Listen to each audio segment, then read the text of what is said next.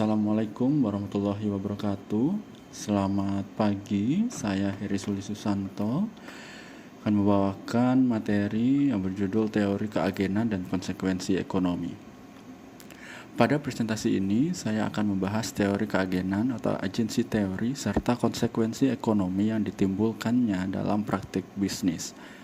Teori ini menjelaskan hubungan antara pemilik dan pengelola perusahaan serta bagaimana konflik kepentingan di antara keduanya dapat mempengaruhi nilai perusahaan. Latar belakang konflik. Perusahaan modern lahir dari pemisahan antara pemilik dan pengelola. Pemilik mendelegasikan wewenang kepada manajer untuk menjalankan operasional perusahaan. Namun, pendelegasian ini menciptakan potensi konflik karena adanya perbedaan kepentingan ekonomi, perbedaan toleransi risiko, dan asimetri informasi. Kondisi inilah yang menjadi dasar munculnya masalah keagenan. Definisi agency cost. Menurut Jensen and McLean tahun 1976, agency cost adalah biaya yang timbul akibat hubungan keagenan. Biaya ini dikeluarkan untuk memastikan bahwa agen atau manajer bertindak sesuai kepentingan prinsipal atau pemilik. Karena adanya pemisahan kepemilikan dan pengendalian, biaya ini tidak dapat dihindari sepenuhnya. 4 akar masalah. Terdapat 4 akar utama konflik dalam teori keagenan. Pertama, asimetri informasi, di mana manajer memiliki informasi lebih banyak dibandingkan pemilik. Kedua, moral hazard, yaitu tindakan manajer yang tidak sepenuhnya diketahui oleh pemilik. Ketiga, adverse selection, yaitu penyembunyian informasi penting. Keempat, perbedaan tujuan antara pemilik dan manajer. Keempat faktor ini memperbesar potensi konflik dalam perusahaan.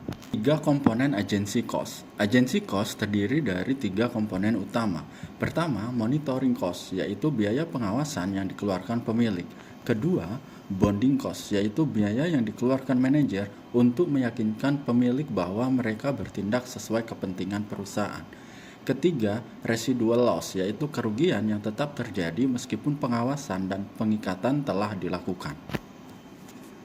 Bonding cost. Bonding cost merupakan biaya yang ditanggung oleh manajer.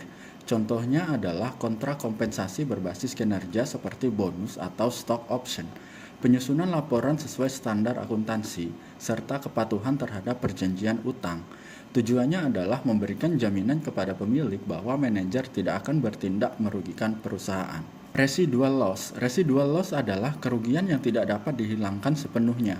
Meskipun perusahaan telah mengeluarkan biaya monitoring dan bonding, keputusan manajer tidak akan pernah 100% selaras dengan kepentingan pemilik. Selisih kepentingan inilah yang menjadi residual loss. Dampak terhadap nilai perusahaan. Agency cost menimbulkan dampak yang luas terhadap fundamental bisnis. Konflik ini dapat menyebabkan distorsi keputusan investasi, inefisiensi struktur modal, perubahan kebijakan dividen, hingga penurunan nilai perusahaan. Semakin besar konflik, semakin besar pula potensi penurunan nilai perusahaan. Peran regulasi dan standar. Untuk menekan konflik ini dibutuhkan regulasi dan standar akuntansi. Standar laporan keuangan membantu mengurangi asimetri informasi dan meningkatkan transparansi dan akuntabilitas. Regulasi berfungsi sebagai mekanisme eksternal untuk membatasi perilaku opportunistic management. PSAK dan transparansi. PSAK atau standar akuntansi keuangan berperan dalam mengurangi asimetri informasi. Dengan aturan pengakuan, pengukuran, dan pengungkapan yang jelas, laporan keuangan menjadi lebih transparan. Hal ini membantu investor dan pemilik dalam mengambil keputusan yang lebih rasional. Konsekuensi ekonomi. Kebijakan akuntansi memiliki konsekuensi ekonomi yang nyata. Angka dalam laporan keuangan dapat mempengaruhi besaran bonus manajemen, valuasi saham, kepatuhan terhadap perjanjian utang, hingga beban pajak perusahaan. Artinya, standar akuntansi tidak hanya berdampak pada pelaporan, tetapi juga pada distribusi kekayaan antar pihak. Kesimpulan. Sebagai kesimpulan, teori keagenan menjelaskan bahwa konflik antara pemilik dan manajer merupakan konsekuensi dari pemisahan kepemilikan dan pengendalian. Konflik ini menimbulkan agency cost yang terdiri dari monitoring cost, bonding cost, dan residual loss. Melalui regulasi dan standar akuntansi, konflik tersebut dapat ditekan sehingga nilai perusahaan tetap terjaga. Dengan demikian, pemahaman terhadap teori keagenan penting untuk memahami bagaimana keputusan akuntansi memiliki konsekuensi ekonomi yang signifikan.